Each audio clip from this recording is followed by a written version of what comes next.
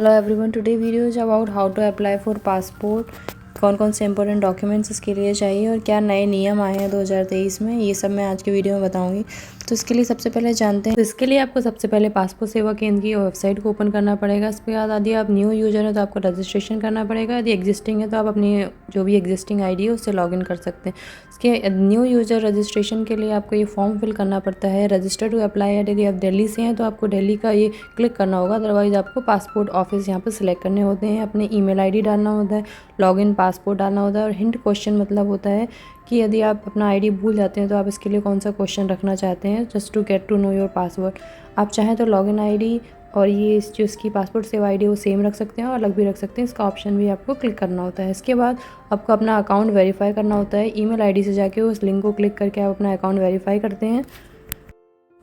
Registration करने के बाद आपको पासपोर्ट सेवा केंद्र वेबसाइट पर आके उस लॉगिन आईडी से न्यू यूजर रजिस्ट्रेशन आईडी जो आपने अभी बनाई वो वेरीफाई की, उसके बाद लॉगिन करना होता है। जो सेम पासवर्ड आपने यहाँ पे डाला था, यूज़ किया था, वो सेम पासवर्ड डाल के रीकैप्चर डाल के आपको वेरीफाई करना होता है। इसके बाद ये पेज ओपन होता है जिसमें आता है कि आप फ्रेश पासपोर्ट के लिए अप्लाई कर रहे हैं और रीइशू कर रहे हैं। तो फ्रेश पासपोर्ट होता है जिसने कभी भी पासपोर्ट नहीं बनवाया, फर्स्ट टाइम पासपोर्ट बनवा रहे हैं। रीइशू होता है जिनका पासपोर्ट खो गया है या किसी भी रीज़न से नहीं मिल रहा, उनको फिर से पासपोर्ट बनवाना पड़ रहा है, उसको बोलते हैं रीइशू पासपोर्ट।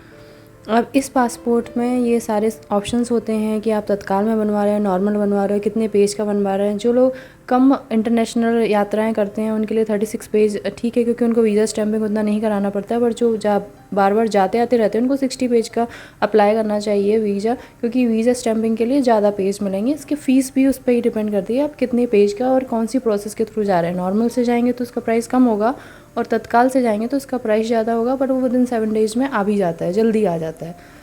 अब इसके बाद एप्लीकेशन फॉर्म भरने के लिए आपको सारी डिटेल्स लिखनी पड़ती हैं। 2023 के नियम के हिसाब से आपको सरनेम भी लिखना ज़रूरी है, बिकॉज कुछ कंट्रियों में सरनेम को प्राथमिकता दी गई, विदाउट सरनेम का वो मान्य नहीं कर रहे हैं। दूसरा है, जब आप इसको फॉर्म को फिल करते हैं तो आपको अपना सारी आइडेंटिटी सही डालनी होती है। Date of birth, place of birth यहाँ से आप सिलेक्ट कर सकते हैं।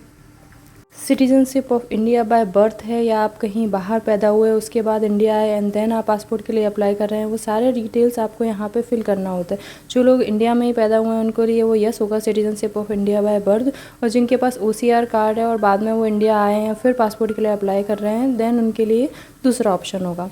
अब यहाँ पर आपको एम्प्लॉयमेंट टाइप यदि आपके पास है और आपके पेरेंट्स का, यदि आप छोटे बच्चे के लिए अप्लाई कर रहे हैं तो पेरेंट्स का जाएगा। एजुकेशन क्वालिफिकेशन ये भी बहुत इंपॉर्टेंट है, यदि आप 10th पास हैं और नहीं है, ये ECR और नॉन ECR कैटेगरी उस पर डिपेंड करती है। यदि आप 10th पास नहीं है तो आप ECR में आएंगे। यदि आप 10th की फिर आपको यदि 10th की सर्टिफिकेट है आपके पास, देन आप नॉन ECR कैटेगरी को यस कर देंगे, लेकिन आपको यहाँ पर 10th की मार्कशीट अपनी लगानी पड़ेगी। आधार कार्ड नंबर, माता का नाम, पिता का नाम, यदि आप शादीशुदा हैं तो अपने स्पाउस का नाम, दी वाइफ के लिए कर रहे हैं या हस्बैंड जो भी है। इसके बाद आता है रेजिडेंशियल एड्रेस, मीन्स जहाँ पे आप रह रहे हैं, प्रेजेंट में आप इंडिया में हैं या इंडिया के बाहर हैं, वो सारा एड्रेस कौन सी स्ट्रीट में है। इसके बाद आता है इमरजेंसी कॉन्टैक्ट, यदि आप किसी का नाम देना चाहते हैं उसका mobile number, telephone number, email ID वो आपको सेव करना होगा। इसके बाद आएगा आपके सर्टिफिकेट, पासपोर्ट, जैसे कि यदि आपके पास पहले कभी पासपोर्ट आइडेंटिफिकेशन सर्टिफिकेट कोई था, यदि था तो उसके लिए आपको यस करना होगा, यदि नहीं है तो no. Details of previous current and diplomatic official passport, यदि कोई और है तो उसके लिए, यदि नहीं है तो नॉट अवेलेबल करेंगे। एवर अप्लाई फॉर पासपोर्ट, जो रीइशू करा रहे हैं उनके लिए है ये, यदि उन्होंने फर्स्ट टाइम करा रहे हैं तो यस, यदि नहीं तो नो। उसके बाद अदर डिटेल्स होती हैं जो आपको यस और नो भरनी पड़ती हैं, जैसे कि कभी कोई पुलिस केस रहा है, क्या करंट में कोई केस है, या आप वापस इंडिया में कोई इमरजेंसी से आए हैं। ये सारे क्वेश्चंस के आंसर आपको यहाँ पे यस और नो में देने पड़ते हैं। इसके बाद आता है सेल्फ डिक्लेरेशन, इसमें आपको बर्थ सर्टिफिकेट का प्रूफ और एड्रेस प्रूफ देना होता है और अपने नाम के साथ साइन करने होते हैं कि जो भी जानकारी आपने यहाँ दी है वो सही है। इसके बाद आप सेल्फ डिक्लेरेशन के बाद आता है पेमेंट का ऑप्शन, जिसमें आप पेमेंट पे करते हो और अपना अपॉइंटमेंट स्केड्यूल करते हो। अभी नए 2023 के नए नियम के अनुसार आप रीस्केड्यूल नहीं कर सकते, और पेमेंट करने के बाद जब आप कंफर्मेशन पे क्लिक करते हो उसके बाद आपको पेमेंट करने की कंफर्मेशन लिंक आता है, उसको वेरीफाई करना होता है। देन आपको अपना स्केड्यूल करना होता है अपना अपॉइंटमेंट, और एक बार स्केड्यूल करने के बाद आप रीस्केड्यूल नहीं कर सकते हैं 2023 के नियम के हिसाब से। तो आप चेक करें कि आप ग्रीन मीन्स होता है अवेलेबल एंड रेड मीन्स होता है it's not available that date. तो आप एक बार चेक करें कि जो भी आप स्केड्यूल कर रहे हैं अपॉइंटमेंट, वहाँ वो आपके लिए सुविधाजनक है या नहीं, क्योंकि आप फिर बाद में इसको चेंज नहीं कर सकते, आपको फिर से पूरी प्रोसेस के थ्रू जाना ही पड़ेगा। So after the full process इस तरह की हमें एक कन्फर्मेशन रिसिप्ट मिलती है, जिसको हमें सेंटर पे लेके जाना पड़ता है अपने डॉक्यूमेंट्स के साथ। अब इसमें डॉक्यूमेंट में ध्यान रखने वाली बात है, यदि आप तत्काल के लिए अप्लाई कर रहे हैं और 18+ हैं तो आपको 3 डॉक्यूमेंट्स ले जाने पड़ेंगे। 18 से कम उम्र के लोगों के लिए अप्लाई कर रहे हैं तो 2 डॉक्यूमेंट्स लेके जाने पड़ेंगे, जैसे कि आधार कार्ड और पासबुक, बैंक की पासबुक प्रूफ के लिए।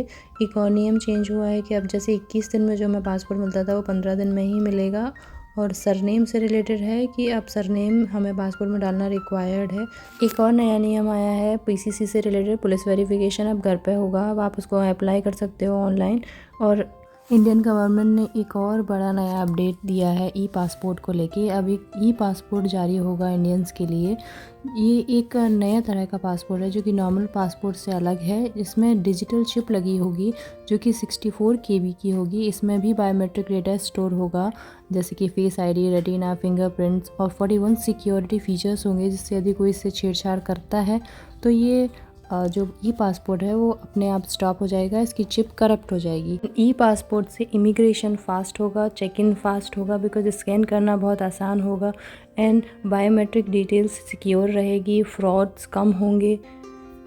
अभी ई पासपोर्ट ऑर्डिनरी पीपल्स के लिए नहीं स्टार्ट हुए हैं, अभी सिर्फ हायर अथॉरिटी के लिए ही हैं एंड ब्रिटेन के लिए स्टार्ट किए गए हैं। If you like my video then please like, share and subscribe my channel. Thank you so much for